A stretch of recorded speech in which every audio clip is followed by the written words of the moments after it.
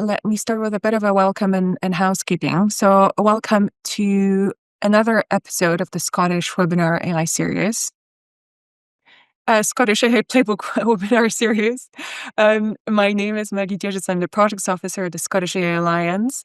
And before I introduce our guest today, here are a couple of housekeeping rules.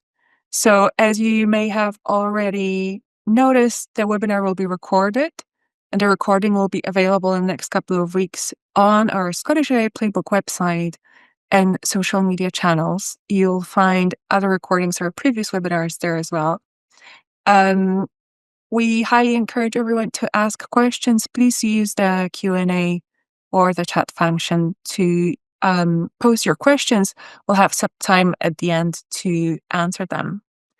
And we are asking our attendees not to use AI scribes today. So if you have them on, please turn them off at this moment. The transcript will be available together with the recording later.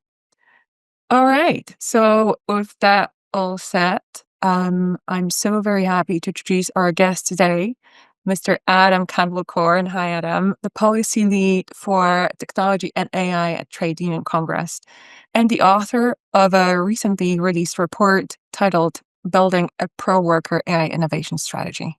Welcome, Adam. Thank you. Good to be here. Great to have you here. I thought we might start with basically your take on what AI is and why it's important to know what it is. I know that you're a big proponent of demystifying AI and being very specific about the different technologies that are in this sort of catch-all term. What do you think what do you think it's important to have this level of specificity around AI and how it can actually help workers to navigate the landscape and help shape it as well? Yeah, thanks, Maggie. So I think that the importance is to kind of like pluralize what AI is, and by that I mean that AI is not a single technology. Like it's a kind of like catch-all term for a group of different technologies that share different sort of features and components, but have like extremely different use cases or contexts or applications, whether that's, you know, the machine learning components of a self-driving vehicle, or the way in which Amazon sort of algorithmically determines targets for workers within warehouses, right the way through obviously to sort of generative AI applications like ChatGPT. And whilst all of those kind of like might fall under the umbrella of AI, like they're wildly different applications which throw up different ethical, regulatory, organizational, political, philosophical concerns, which therefore means that we need to have like a more precise understanding of like what specific technology we're talking about in a particular use case in order to like develop a strategy, policy, response, set of guidelines or whatever it might be around it. And I think kind of like getting stuck at that level of generality means that we don't necessarily get into that level of granularity that we need to kind of like deal with the challenge that this technology is presenting with us. So what kind of difference can it make for, for an employer or worker, I suppose, that hears that it's coming, or, it's being implemented, AI technologies are being implemented in their organization? What sort of difference does it make what kind of AI it is? So I guess I'll illustrate this with some examples, maybe. So like obviously the thing that's captivated all of our attention and a big part of the kind of like political and policy and public debate has been generative AI. Generative AI is essentially a form of task. It automates tasks. You know, it can produce a research report, it can edit an email, it can obviously produce other forms of media, and that automates certain tasks that otherwise humans might do. And that's not really to put a value judgment on it, but that's what it does. Another form of AI, which is obviously the sort of the previous kind of like features of the conversation, especially for workers and others, was around algorithmic management. So it's like those examples where automated decision-making systems might be used to allocate tasks or performance benefits or hiring and firing type decisions. And like, whilst they both come under the bracket of AI, they have, one is for kind of like the HR process of employer vis-a-vis employee or worker, and the other is for what the worker might use or might be used at the organizational or enterprise level for actually delivering tasks. One has implications for what the worker does, and the other has implications for how they are managed and interrelate to this sort of like dynamics of power and culture and process and accountability at work. So like being trying to kind of like break this down into sort of component parts means that we can then kind of like make more specific responses or interventions based around it. Mhm.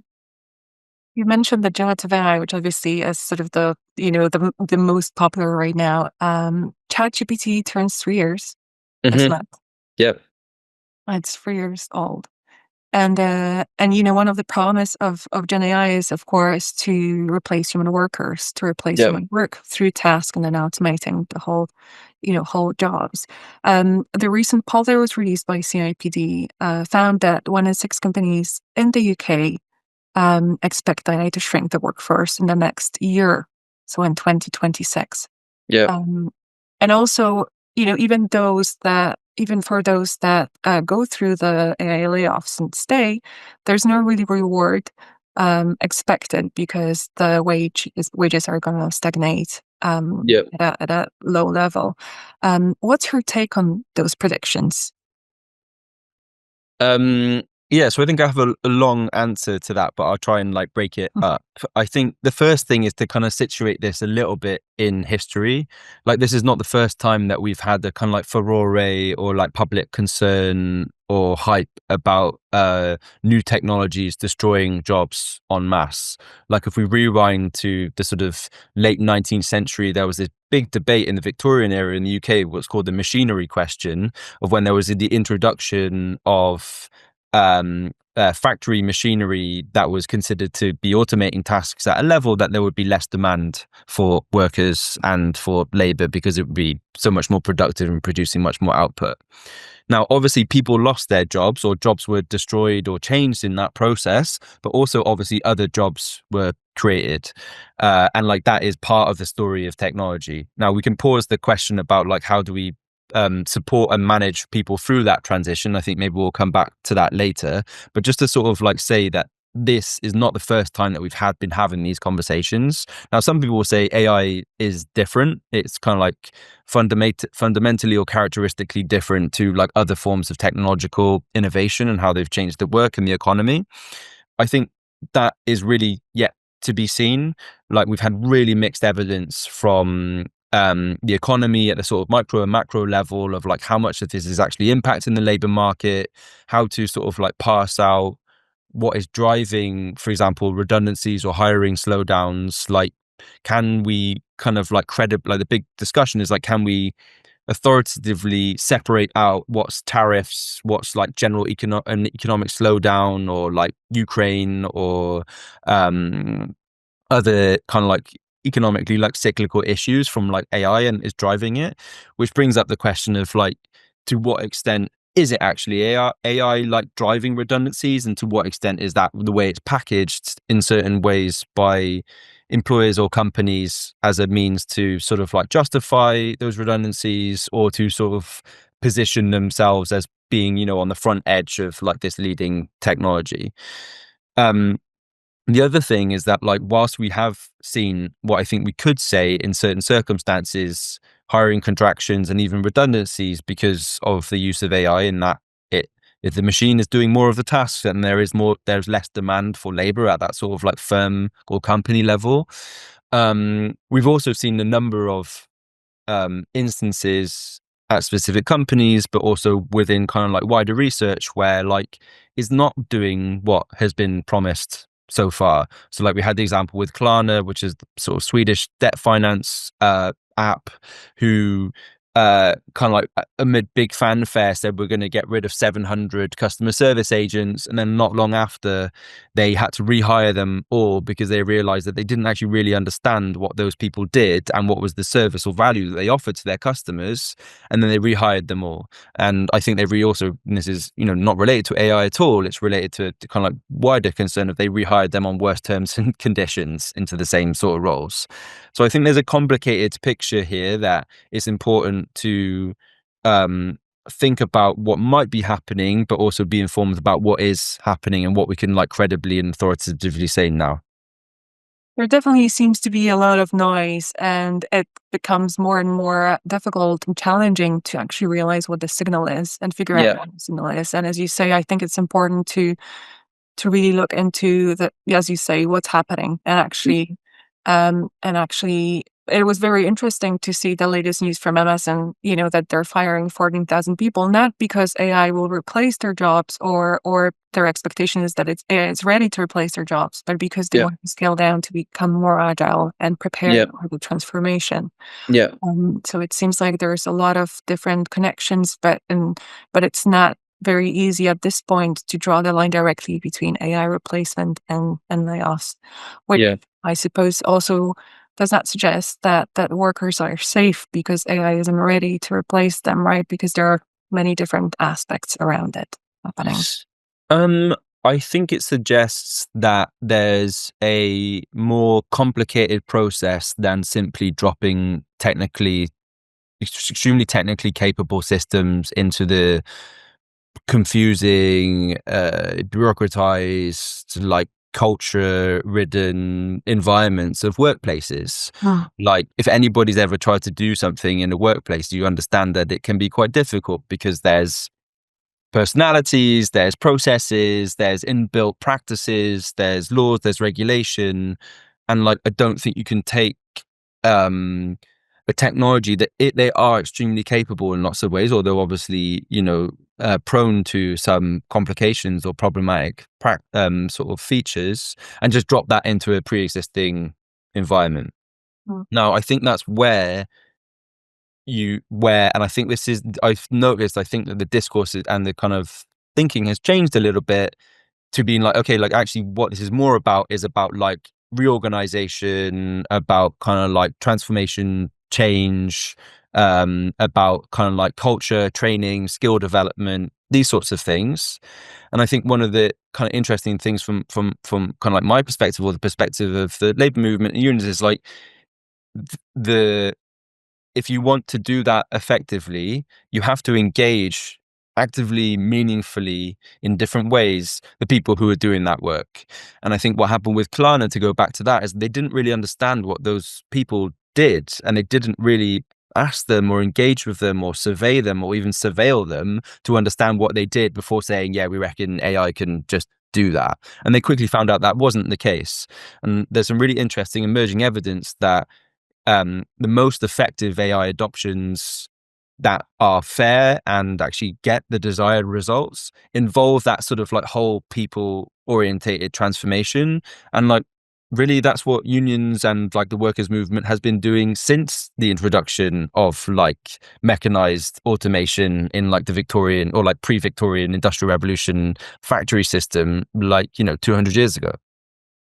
So let's get a little bit practical, I suppose, because you mentioned that workers need to be included in making those decisions about how AI tools are being implemented, Yeah. even going further, how they're being designed, because very often it happens, if there's any consultation whatsoever, it is at the stage of, we've chosen this tool, we're implementing it, and now, let's get together and figure out how we can implement it best. But Yeah. and from your point of view, at what stage that employers should consult their workers to increase the chances of actually this adoption being successful and fruitful for everyone involved? Yeah, like you're right to say that the current often or too often the current practices around sort of like consultation or participation of the workforce is like really weak, and also the sort of like regulatory and sort of like legal requirements are also quite weak on that, in particular around technology and even in other areas as well. Um, but I think the way I talk about it is like, you know, if you think about the sort of like sweep of how an AI technology might be introduced into the workplace, first you're going to have something about like what actually is the problem that we've identified that we're trying to solve. And, you know, then there's this kind of like trope at the moment that like AI is a solution in search of a problem. And I think in many cases that is what we're seeing, and why there's been for many organizations really disappointing deployment, because they're not really actively grappling with what is the problem that they want to solve. And so the position that we come from is that workers who are delivering work, who are interacting with customers or whatever it is that they might do, they will have insight and expertise that they can offer and contribute to defining that problem correctly. They'll understand the pain points, they'll understand the nuances, they'll understand the kind of like process bits that, particularly in bigger companies where like the executives or like the management or third party technology providers are so remote from the shop floor, as it were, or the front line or whatever you want to call it, that there's the real risk that there isn't like an effective definition of what is the problem that they're trying to solve, and whether or not AI systems can actually help to support that. The second bit then will be like dropping down into sort of like, okay, yeah, we think AI systems we can help solve this problem that we've well defined. Now let's think about what would be the sort of like design components or features of a system to be able to do that. And the kind of concurrent kind of governance regime too. So like, for example, like there's a case, this is from quite a while ago, where the legal aid authority in the UK tried to introduce an automated decision-making process to process forms submitted by barristers to claim back public funds for publicly provided legal work.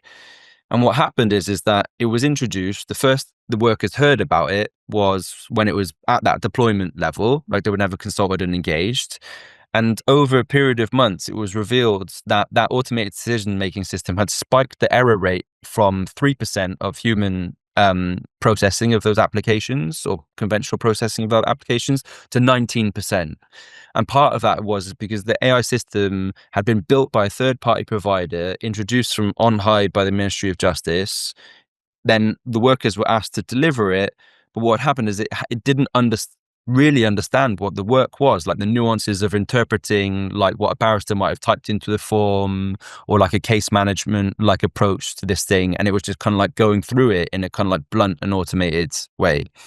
And like, I think that's a really good example of like, if you had really engaged actively the people who were doing that work, they would have been able to communicate like, this is the problem, this is how we might interact with technologists or IT specialists or the kind of strategists at the kind of like senior levels of an organization, to get to a place where you actually do have a system that like performs in the interests of others. And then to kind of like wrap up that example, like there's a governance point to that as well, which I think is really important for workers.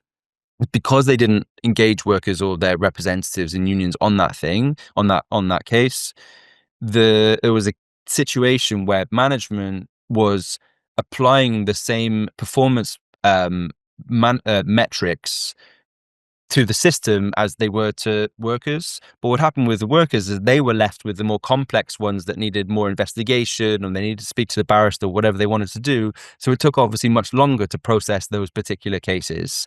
But they were being held to the same standard of like, how many cases do you process per day, that the automated system was. And then it caused all sort of discord and like distrust and like disruption and like an industrial relations issue, which really could have been avoided if they just engaged unions and their workers and their representatives like further upstream. That's a very, very good example. And I think it plays into this, there's a general push from the government on adopting AI, as you said, as a solution for many different ailments that are happening. And it's very often that employees, not just in the public, but also in the private sector, bear the brunt of that tool, and the ambition coming from the top, ambition or fear of missing out, I suppose.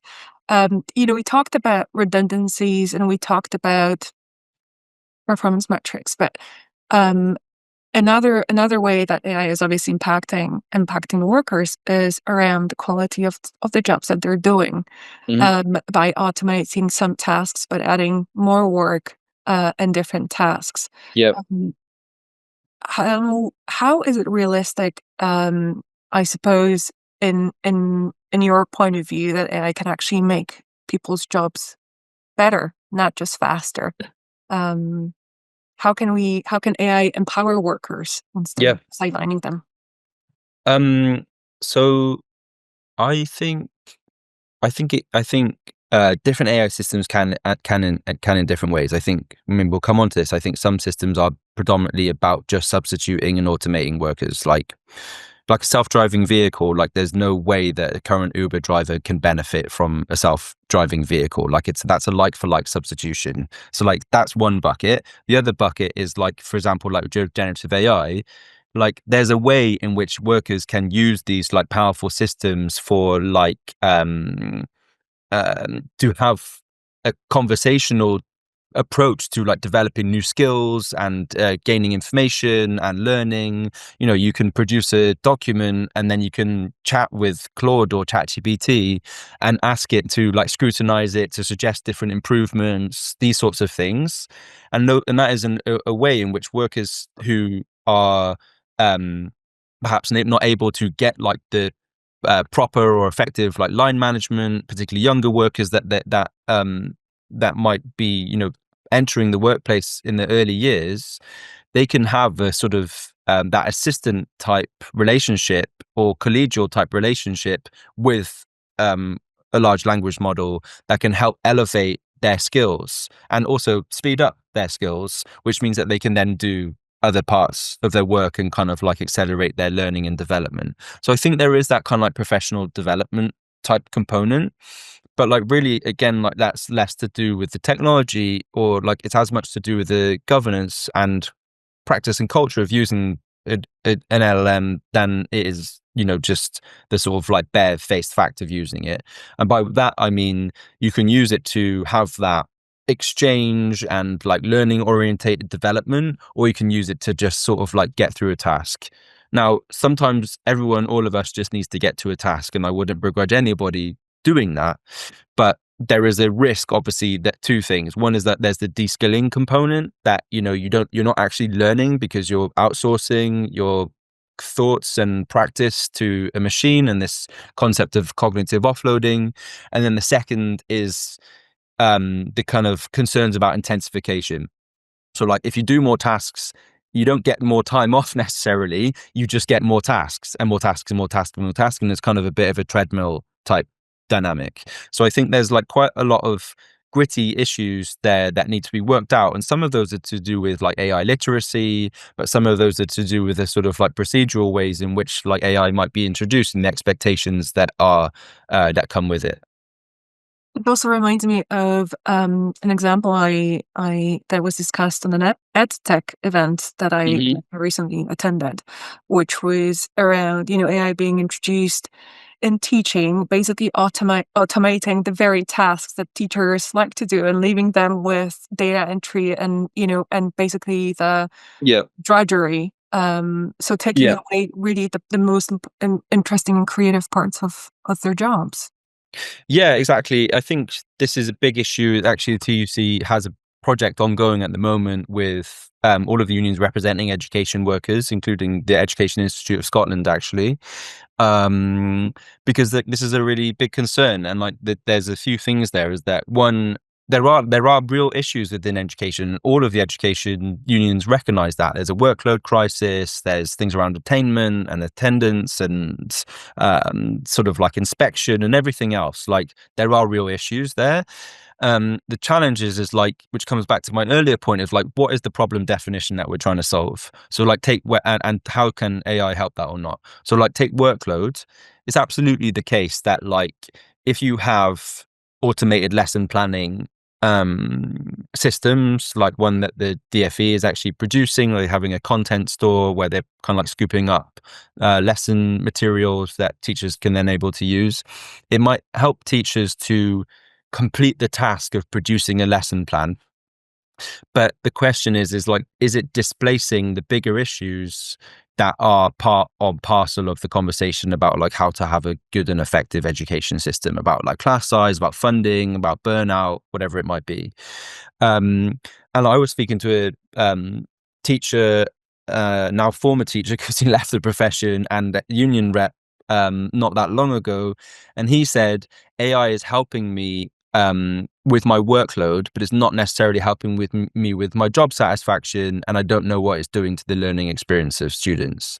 And like that is really powerful, because like the emphasis is on workload, but underneath workload, there's quite a few different complicated things about, are we just trying to kind of like pump out lesson plans, or are we trying to engage and empower teachers as educators with their own pedagogy and enthusiasm and inspiration that they bring into the relational parts of the classroom that potentially get undermined if you're kind of like automating large parts of that process? Or like, for example, marking is an important part of this conversation. And like some teachers are like, yeah, there's too much marking, but if we automate marking, then we'll just get more more marking.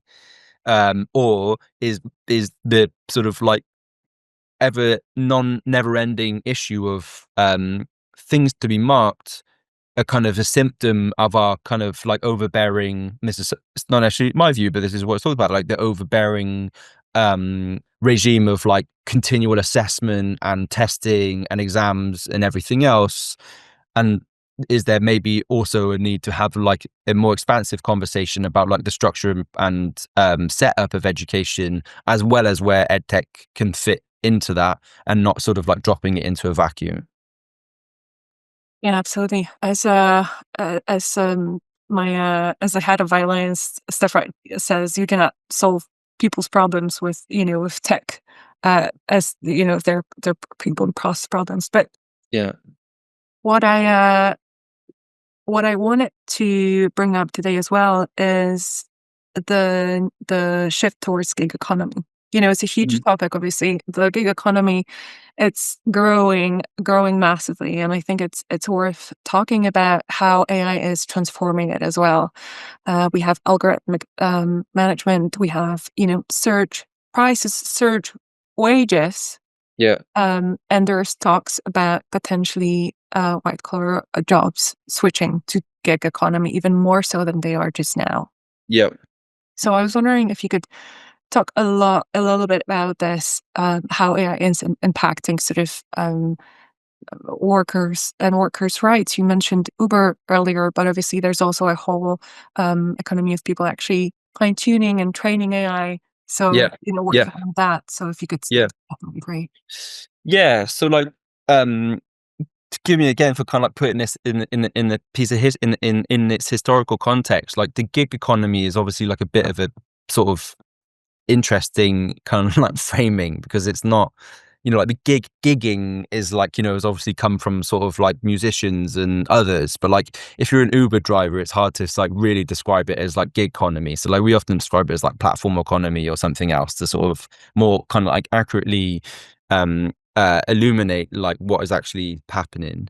And obviously like part of the origins of um the trade union movement is that like previously everything was like gig economy. You turn up to the docks or whatever, and there'd be 100 people there, and a couple of you would get selected, and like the wages would change every day. And like part of what the union movement came out of was like, this is not fair, or like this is not just, or not, it's not an effective way to run a workplace or an economy.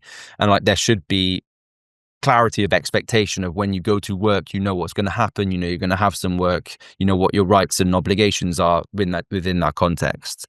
But obviously like the platform economy stuff, whether it's Deliveroo or Uber or many of the others that are like, less sort of like household names, are kind of like having the impact of sort of like rolling that back. And you have this situation of sort of like sham self-employment, where it's like, the Deliveroo rider basically exclusively works for Deliveroo, but like Deliveroo has no obligation of and responsibility to that worker, even though they set the rates of pay, they determine the terms and conditions of employment, and they like control like the whole kind of like aspect of work. Now, where the AI comes into this is that the use of data collection and algorithmic management um, can kind of like show up in like really egregious ways. Like obviously in some ways it makes it more efficient because there's like this sort of like rapid exchange of information and work allocation, that sort of thing. But then you have instances like what's called like robo firing, where like an individual might be just locked out of their account for like an unknown reason. Whereas in a non-platform economy or employment setting where there are like employment rights, there'd have to be some sort of due process. Like you can't just be fired like that, usually, and where you'd be like, this is why you've been fired, and you might have an opportunity to contest that, or like, there'd be some sort of process to make sure that it is fair and effective for both parties involved. But in this instance, you have an automated decision-making system, which is obviously a form of AI where like you're just being locked out of your account. Or you have instances like algorithmic pay, or what's called dynamic pay sometimes, where like you might have the two same riders or drivers and they're being offered different rates of pay for the same job. And like Mm. obviously that is, and therefore they're kind of explicitly or implicitly competing with one another to take that work, and therefore there's a downward pressure on the rates of pay that each of those are getting, whilst the profits basically like obviously going up. And so like it's really, I'm glad that you brought this in, because these concerns, which are part and parcel of like how digital technology is changing work in the economy more generally, have often, or have more recently been squeezed out with the sort of focus on generative AI. But like those are also like really difficult, um, and often exploitative practices that like an increasing number of people are working within. And like as far as we see it, those sorts of things are making their way more into like what we call the conventional economy, which is a further kind of like precaritization of work, which not only has the impact on your um, kind of the way you earn a living and like the money you get and stuff like that, but also your like dignity and your autonomy and your well-being. And when we frame it like that, we start to see how that has ricochets across other parts of our communities and society beyond that kind of immediate relationship between worker and employer or platform. It sounds like just a huge power shift, I suppose, and taking power away from workers. And I do wonder, I'm not sure, to the extent if you can provide insights on this, but to what extent is the current UK legislation actually prepared to protect the workers for those changes? So on the sort of like algorithmic management, use of AI systems in various different ways to manage or control workers, like there's a very weak or limited regime at the moment, and particularly for people who aren't classified as employees and so therefore don't even benefit from those particular rights that employees in a like legally considered employees don't have. Though the Labour government, or the Labour Party before they became the Labour government, um, promised within a set of reforms called Make Work Pay, of which the Employment Rights Bill is a key component of, to upgrade like employment rights and protections and conditions in lots of different ways. One of those is a to commit to consultation and negotiation around surveillance technologies in the workplace. That hasn't yet come forward as a consultation, but it's something that the TUC is actively engaging with the Department for Business and Trade on actually currently. Um, on the kind of like wider piece about like kind of like generative AI and like how that has like a more expansive potential impact on like changing job roles and labor demand and labor market disruption.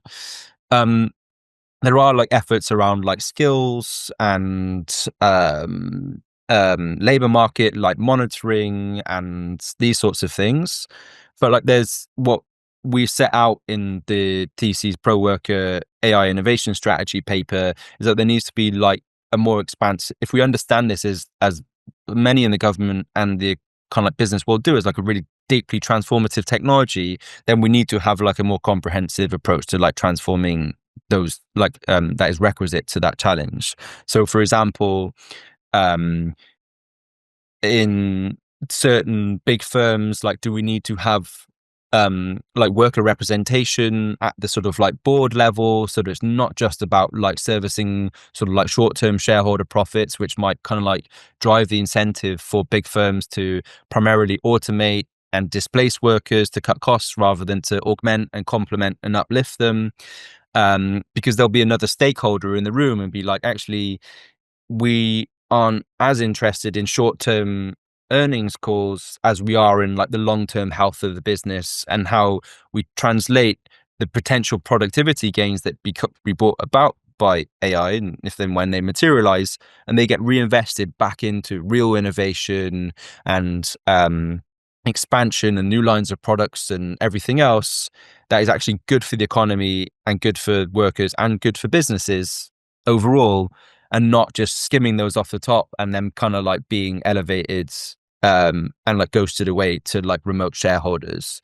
So like that thing, for example, like revisiting corporate governance, as in many places in the continent they already do, Mm. where they have like deeply successful companies with like good relationships with unions, with worker representation in some forms and boards in Germany, Scandinavia, France in different ways. Like this is not like radical. It's basically being like, how do we get away from this sort of like general short termism that is a big part, particularly of a kind of like of the floated companies in the UK. One brief thing on that is that the UK private sector has the lowest level of in-work investment in training within the OECD. And like the big conversations now, like how do we prepare people? How do we uplift skills for people who are in work? Because most people who are currently in work will be in work now for decades. Um, but compared to our peer countries, we have like a dramatically low level of investment in the workers that we do. And so like what we also need is like the government to come to your question, to like to return to your question about like what's the policy environment. We need government to sort of like require that or mandate that or incentivize that, so that we don't have a sort of like race to the bottom, and it lifts the floor so that every company knows that this doesn't put them at a competitive disadvantage to invest in their workforce. It's incredible, and that you mentioned it, because that this is obviously sort of an issue. A lot is being told about upskilling, reskilling, and whatnot, but the access to training is not equal amongst workers in all levels, I suppose. Yeah, With reskilling and profit sharing being sort of two pieces of that, yeah. what what else what else is needed for this transition to be just according to the TUC? Um, so like we talk about this idea of a digital dividend, which is kind of like just like a pithy way of saying like if there are like big productivity gains, how are those like diffused and shared? One, and like there are different mechanisms to do that. For example, the training thing would we say is like we say would say that is a way in which productivity gains can be reinvested and distributed and diffused, or the corporate governance stuff. But the other big thing is obviously like for the trade unions, like the fundamental way in which like that the wealth that we all create is shared is through taxes and through income and through wages. Mm. Like we all create that wealth, and then there's some sort of settlement of how that gets shaken out and who it goes to and that sort of thing. Obviously, in this country and in many other peer countries, we've seen big explosions in inequality, and one of the reasons for that is because we've seen a big decline in the um, workplace and sort of like a general institutional power of unions. So like in the moment in the UK, only 12% of workers are in a union. Only about 25% of them are covered by a collective agreement, which will be, you know, a formal agreement that's signed by a union that's recognized within the company and the company's like management or owners. Um, and we're saying that AI issues should be part of that bargaining and negotiating process, so that there's consultation about the introduction of tools, there's like good problem definition about whether and how we should use them, but also if those gains materialize, they will be shaken out into pay or hours or professional development opportunities or investments in other way. And like in many ways, there's not really a shortcut to that. Like if loads of work and workers get displaced by AI systems, the value will still being created. It just won't be being distributed in wages because robots or chatbots don't take wages. And so that's just going to be captured by a smaller few. And that's not just a problem for your individual worker. That's a really potentially big problem for like the health and well-being of our economy overall in terms of kind of like trust and discontent and legitimacy of our democracy. Speaking of unions, if to what extent you feel they're ready, I suppose, or ready for this shift, or what's the level of engagement, what's the level of awareness, and are there any actually positive success stories of unions becoming involved and impacting the reality in a positive way? Yeah, so like I mean like look, like everyone, like businesses, like governments, like communities, like unions are on a journey to work out what we're engaging with and how to respond kind of like proactively, but also to not kind of crowd out the potential benefits of these technologies and this technological change, of which there are many, potentially many. Um, so like there's a growing surge of kind of like interest and capacity building and policy development, but also engaging members, of which the TUC's 47 affiliated unions represent over 5 million people in the UK, which is obviously like a lot of people. And because it's kind of like filtering in from the public conversation as well as in the workplace, people are like, oh, we need to do something about this. So some people are obviously and unions are like, progressing and, really active. Others are getting to grips with the issues. So, for example, some of the creative unions who work in the creative sector, so like journalists, musicians, people who work in video, graphic design, gaming, that sort of thing, have been alive to this in a very pointed way because of the whole copyright issue.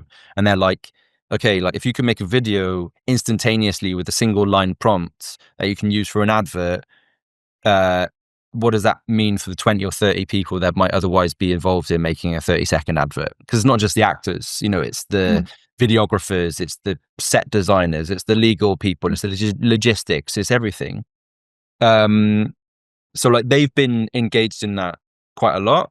Others who maybe in the public sector are thinking about like how can this happen in a way that public sector modernization reform happens well, and we avoid scandals like we've seen in Holland or other places where like automated decision making systems have been used in like benefits allocation or other sensitive areas, and have caught lots of people unjustly or unfairly because of sort of like biased algorithms. So it's kind of a complicated piece, but like lots of unions are kind of getting to grips with this, and that's obviously part of the TUC's role to support that. There have been some really interesting success stories. So like there's like simple or like straightforward ones like communication workers union sort of successfully fought off an attempt by a large telecoms company to introduce an inward-facing facial recognition dash cam to drivers, because they were like, well, what is the problem that you're trying to solve here? Like, why should management have be able to like have some kind of like junk science view on my emotional state while I'm like driving a cab?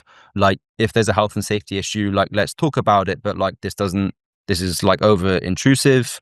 Mm. And then there's examples also from across the world, like probably a lot of people heard about the Writers Guild in Hollywood, where they didn't say Gen AI cannot be used at all, but they said in these circumstances and people can't be forced to use it, and it doesn't displace the kind of like creative qualities and contents of those really skilled workers.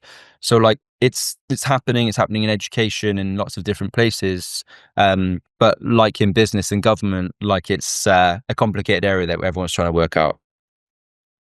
Takes time as well, I suppose. We have a couple of questions. I thought we could explore them a little bit from Daniel. Thank you so much for contributing, and everyone else, feel free to add your questions to the Q&A as well. So The first one from Daniel, survey shows that workers are often not aware that AI systems or functionalities are being used by the company or employer. How can you ensure that consultation actually takes place early enough in the AI life cycle, also in medium and smaller companies? Yeah, it is absolutely the case that that workers are often not aware of AI systems, as you say, Daniel. And part of the reason for that is because there's no real obligation on employers to consult workers. So, like, the main provision is article within the UK GDPR, um, and it basically makes the provision for consulting workers or their representatives, but then it has this extremely broad proviso that says where employers consider that to be appropriate. So, like, you should just be like, okay, I don't think that's appropriate, then, like, there's not, like, any real uh legally defined, like, requirement to do that.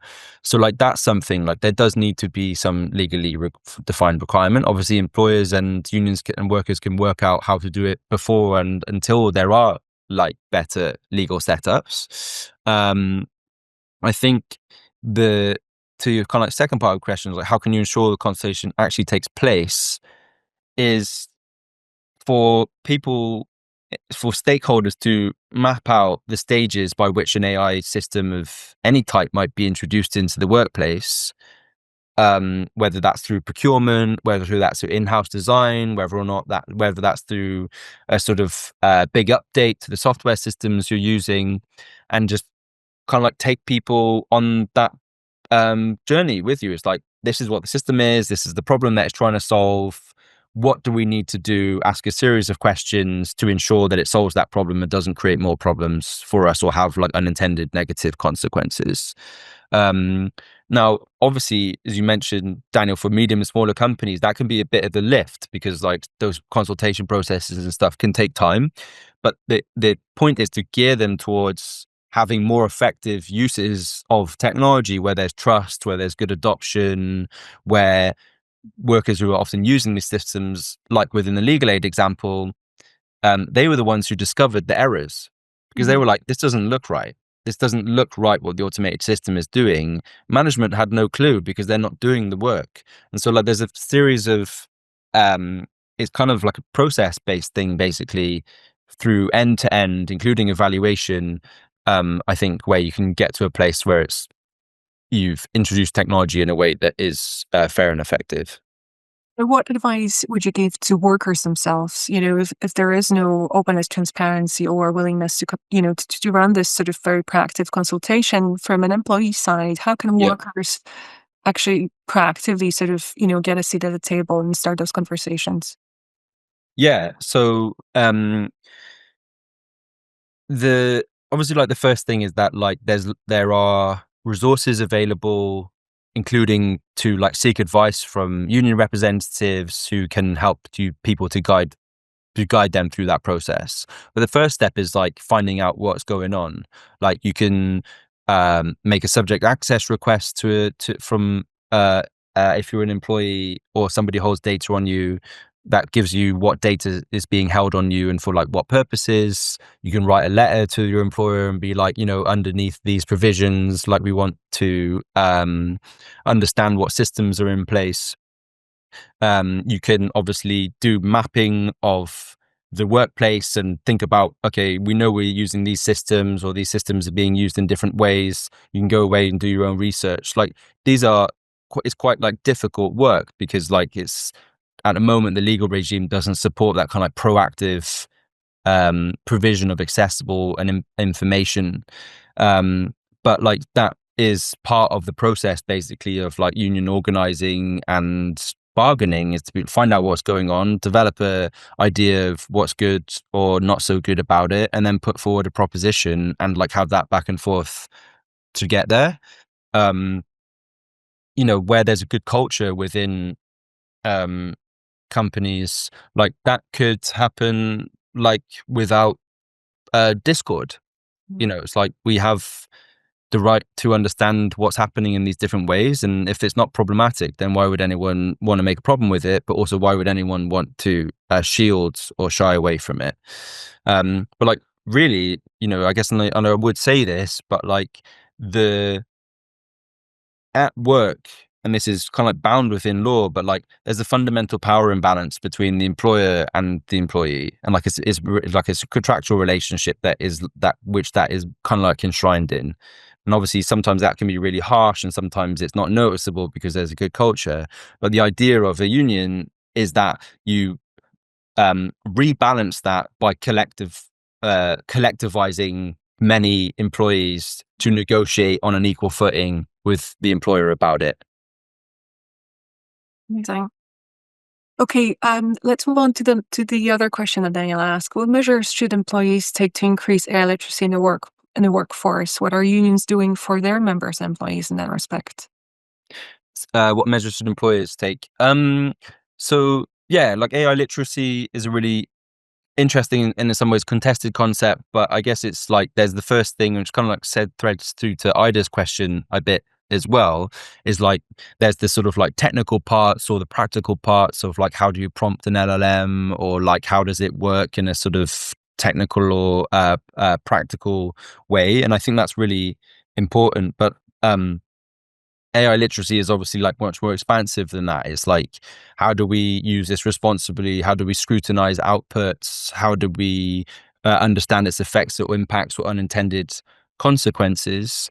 And one of the things that I spend a lot of time doing, and others as well, is speaking to unions, speaking to members, producing resources in ways in which they can understand these dynamics at a kind of like foundational level, and then perhaps have a set of 10 questions that they might ask themselves or their fellow co-workers or their employers, and be like, what's this system? What's the purpose of the system? What's the impact of the system? How have those impacts been mitigated? And like, how are the benefits been like being shared? Like, in many respects, like there are particularities that this AI technologies throw up, but there's also some really like fundamental basics as well that part of it is like opening that conversation with co-workers and with employers. That I think it's incredibly important to point out that that AI literacy goes beyond only technical skills, and there's a lot of sort of different courses obviously open, and tons of courses that are available around technical skills, but it always comes down to also a specific context in your organization, and the other part is this whole bit about a wider responsibility and an impact of AI, and it goes beyond the technicalities, and Yeah. that's also available. Yeah. Of And it might also be, like there's a bit of discussion at the moment about like how, particularly with generative AI, that there's an increasing premium, as Ida was saying in the question, I Mhm. think, is that like there's an increasing premium on the things that humans can do better, at least, like collaboration, judgment, critical thinking, relationship building, strategy, those sorts of things. And like, I think like, I don't know if that's an AI skill, but perhaps it's amplified as importance and needs in like this area. Mhm. But as you say, like it obviously depends a bit on the context. Like, I was speaking to somebody who works in like an advanced manufacturing setup, and they have a lot of cobots that are supposedly AI enabled. And it's like, first of all, they've had to learn how to interact with the cobots, repair the cobots, but also do stuff when the cobots break down or don't perform, which is actually quite often. Yeah. Um, I'm just checking. Oh, another question from staff. As AI technologies are increasingly used to displace workers, what are your thoughts on the impacts of this on the shape of the workforce in general? A reduction of workforce reduces the level of workers that participate in unions and therefore reduces worker power. Uh, Yeah. So obviously there's a lot of talk at the moment about like the impact on graduate jobs and young workers.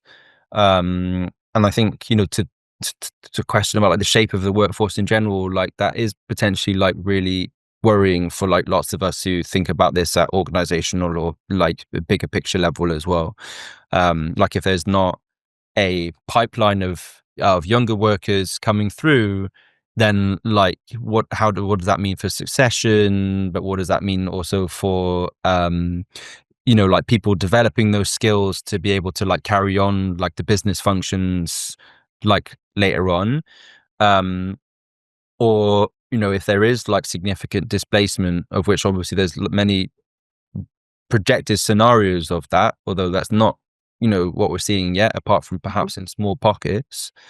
Yeah, there's some pretty big concerns about what does that mean for the tax base, or what does that mean for like the social security system, or um will if AI is to create new jobs in whatever they might be, will they come online quick enough to pick up Mhm. the slack that's left by its negative impact on the availability of jobs. But like on that, like often we talk about jobs, and I'm sure many of you are aware about this, but I find it's more instructive to think about tasks.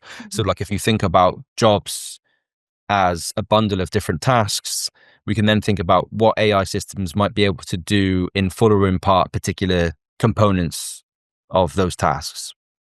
So like it might be able to uh, help edit or produce like a research report, but like it can't yet wrangle everyone in your organization to get sign off and connect the teams and everything else. Like obviously that's kind of what the idea of agentic AI is, but it might do a component part of a job, but at the moment like it's not doing full jobs, although it may reduce demand for jobs that have like narrower applications, or because people can do more work with less workers.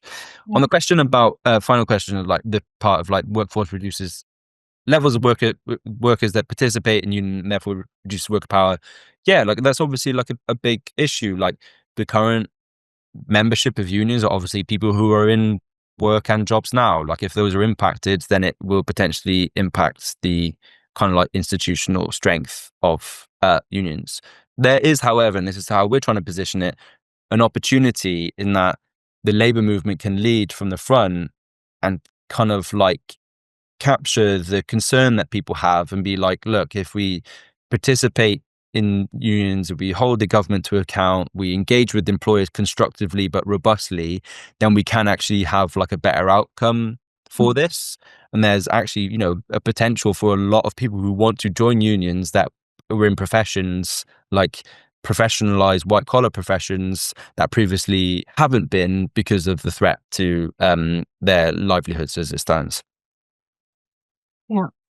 We have a couple more minutes, and I thought we could wrap up with maybe a bit of a look into the future. So, if we look ahead 5 or even 10 years, although I'm not sure if that's even possible, but the question to you is, what would a successful pro-worker AI economy look like? And what are some of the signs that, where did we be able to tell whether we're on the right page, on the right path? Um, so, I mean, maybe this is an annoying way to answer the question, but like I feel like a successful pro worker AI economy would look like a successful AI economy. Full stop. Like where there's a fair share of the risks and rewards of like what's happening within the workplace and in the economy. That like disruption and shocks, whether that's from AI or from war or from tariffs, are like managed in a way that helps people transition, and we don't have a sort of like repeat of the 80s where like entire communities like the economic and employment base was like ripped out within a period of just a couple of years, and now we still have the ramifications of that politically and socially. So like the disruption is managed at the workplace level, and at the highest levels of policy, workers, their representatives have a stake in shaping that economy. So like I talk about in the report, um workers and unions participating at the highest levels of R&D spending so that you can produce AI technologies of all different sorts that complement and augment rather than primarily displace work, right the way through down to like individual workplaces where like the balance of power is like uh, rebalanced so that workers are able to like shape and engage with like the work that they do, not just to earn a good living, although that is absolutely like necessary and fundamental, but to also Mhm. have like meaning and agency at work, which obviously then has like ramifications positively for like our overall kind of like culture and society as a whole. I love that vision. It's let's stay hopeful. Thank you so much, Adam, for this incredible discussion. It was so great to converse with you. Thank you so much to everyone who attended and shared their questions. And that's all from us today. Thank you The very much. will be available later. Thanks so much again. Take care, everyone, and Bye. bye bye.